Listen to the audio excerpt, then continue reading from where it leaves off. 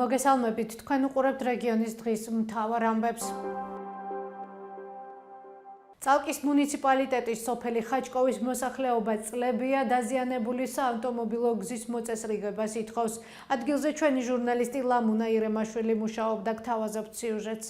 ეს კადრები სოფელ ხაჭკოვის მაცხოვრებლებმა 23 ივნის გადაიღეს და ჩვენს რედაქციას გამოუგზავნეს. ადგილობრივები თავად აწესრიგებენ სოფლისკენ მიმავალ გზას, რადგან მათი თქმით 7 კილომეტრის სიგრძის მონაკვეთი წლებია დაზიანებულია და რეაბილიტაციას საჭიროებს.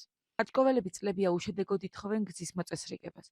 ადგილობრივი მცხოვრები ლევან მიკირტიჩიანი გვიყვება, რომ წალკაში მოსულმა წვიმამ დაზიანებული და გაუვალი გზა კიდევ უფრო რთულად დასაფარ მონაკვეთად აქცია.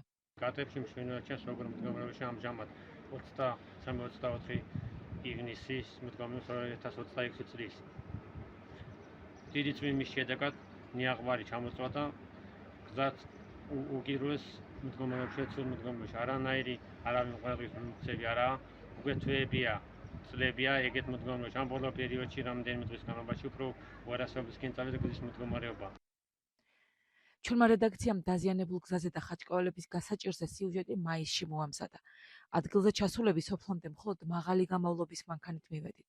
ხაჭკოველები გვიყვებიან, რომ დაზიანებული გზის გამო მათთან სოფლის მეურნეობის პროდუქტების შესაძენადაც არავინ დადის. არადა ეს მათი შემოსავლის ძირითადი წყაროა. კარტოფილს რო არ წაიღებენ, ეს გზის პრაბლემაა. მანქანები ვერ დადიან, ბაძრები ვერ დადიან.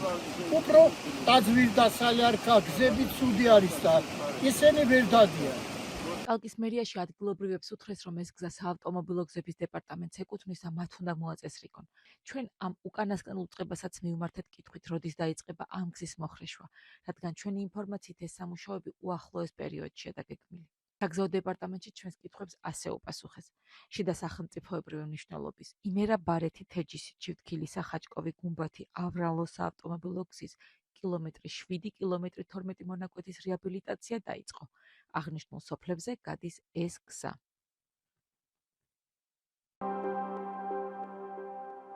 ჩვიდმეტი პირი დააკავეს ფსიქოტროპული მედიკამენტების უკანონო ვაჭრობის და ფულის გათეთრების ფაქტზე. ინფორმაციას ფინანსთა სამინისტრო ავრცელებს. უწყების ინფორმაციით, დანაშაულებრივი სქემის შედეგად მიღებულმა შემოსავალმა 53 მილიონ ლარზე მეტი შეადგინა. გამოძიების ცნობით, საქმეში ჩართული იყვნენ სამედიცინო და ფარმაცევტიული საქმიანობის რეგულირების სააგენტოს ყოფილი მაღალი თანამდებობის პირებიც.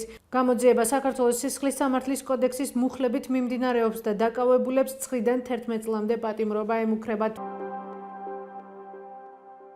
ეს იყო ჩვენს ხელთ არსებული დღევანდელი ბოლო ინფორმაცია. მეტი და დეტალური ინფორმაციისთვის ეწვიეთ ჩვენ ვებ და Facebook გვერდს. გმადლობთ, რომ გვიყურებთ. ხვალამდე.